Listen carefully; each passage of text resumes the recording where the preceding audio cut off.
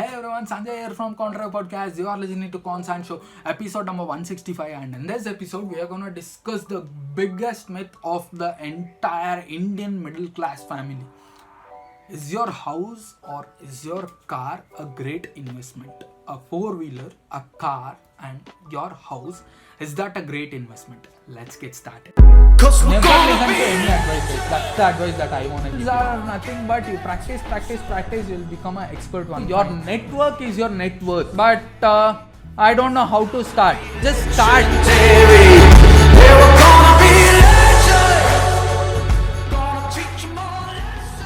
First of all, I'll give you a disclaimer. I'm gonna piss off bunch of you people and you guys gonna hate me, but at the same time I just wanna tell you the entire truth.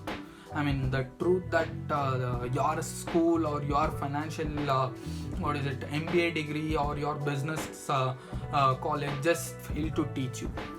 First thing, I'll reveal the entire videos. Your house or your car is not an investment. To be true, your house that you live in, it's just a waste. And the next thing is the car that you drive every day, that is just a waste. Trust me, hold on. You don't have to scold me. I'll tell you the truth. Why am I telling you this in the sense? First thing, I have talked about this in my many videos, but I just wanted to make an exclusive video upon this particular topic. Why is because many people feel like building a house, buying a car, getting married is the biggest thing in their entire life that they can ever do, and that is their entire life's goal. But that is now not how life works, and I just want to tell you that.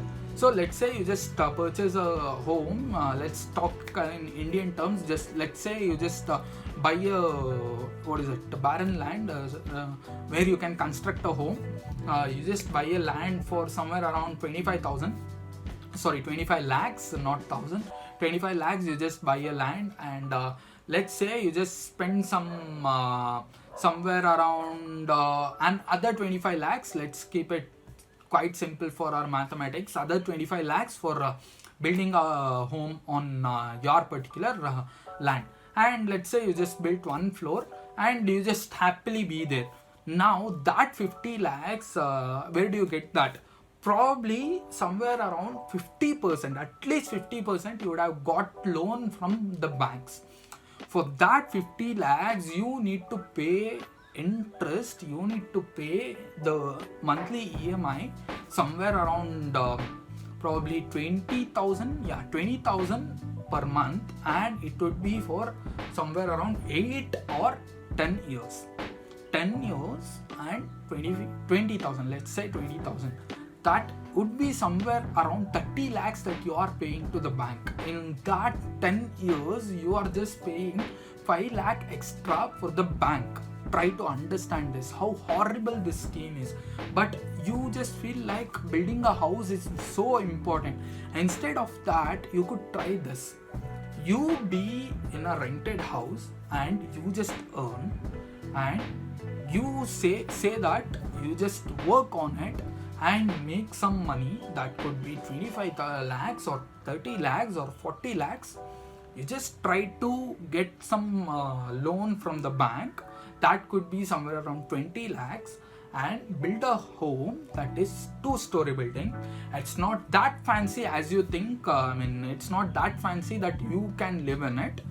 So once you build that, what you really do is you just rent that 2-story building and you get somewhere around 15,000 or 20,000 of rent per each month per one home. What you get out of it is, let's say you are getting 40,000 of rent each month.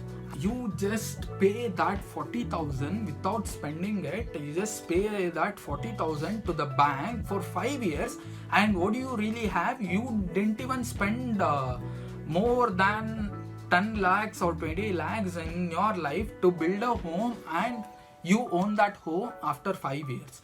This is how real estate people are working. And coming back to the four-wheeler that I really mentioned, let's say you just buy it for somewhere around 10 lakhs, and the moment that you buy that particular vehicle and you drive that out of that particular showroom, that will depreciate somewhere around 15%. Literally, an automobile will reduce its value for 15% as soon as you drive it out of your showroom. So what really, what kind of investment in this that is it is again a depreciating investment. At the same time, why are banks just funding lots of money for this? In the sense, they just have an asset. Let's say you just bought a vehicle and it costs somewhere around 10 lakhs, and your bank just lend you somewhere around 7 lakhs. Rest of the 3 lakhs you should afford it. Somewhere around 70% bank would give. And what really happens after that is spend some 1 year or 1.5 year to reduce that particular debt, and you just repaid your debt, and you just have somewhere around 4 lakhs left in the bank. And the cost of that particular vehicle is 10 lakhs, and you just spent some time, you just repaid it, and you still have 4 lakhs of debt in the bank.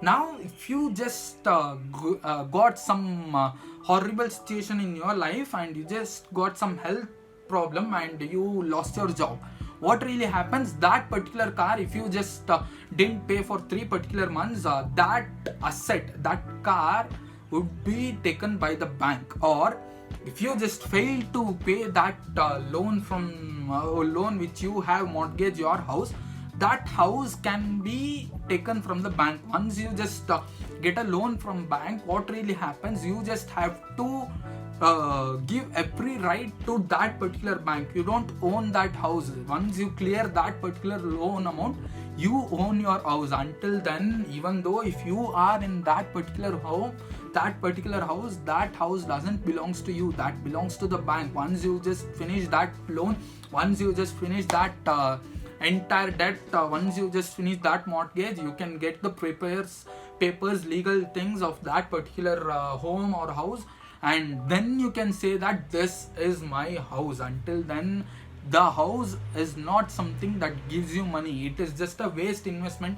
Remember this, guys. Once you just put 10 rupees or 10 lakhs or 10,000 into one particular thing, make sure at least you get that as 11 rupees or 11,000 within some 1 year. If not, if that doesn't gives you any return in positive way, if any investment doesn't gives you any return within 1 year or 2 years, that means your investment is nothing but just a waste. It's you're just trying to waste your money. It's just a thumb rule that for 1 year or 2 year we can wait. If that investment doesn't give you enough money, that if that investment doesn't grow your money, doesn't give you any returns, that means you are just wasting money and time.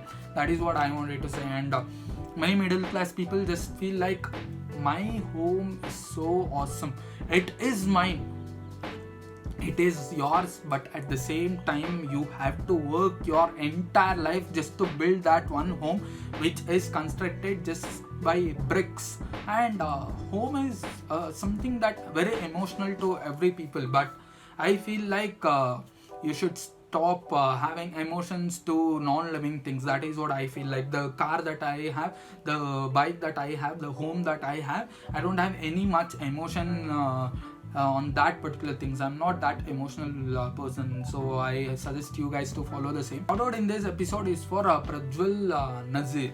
I don't know how to spell that name, so the link will be over here. You guys can go follow him.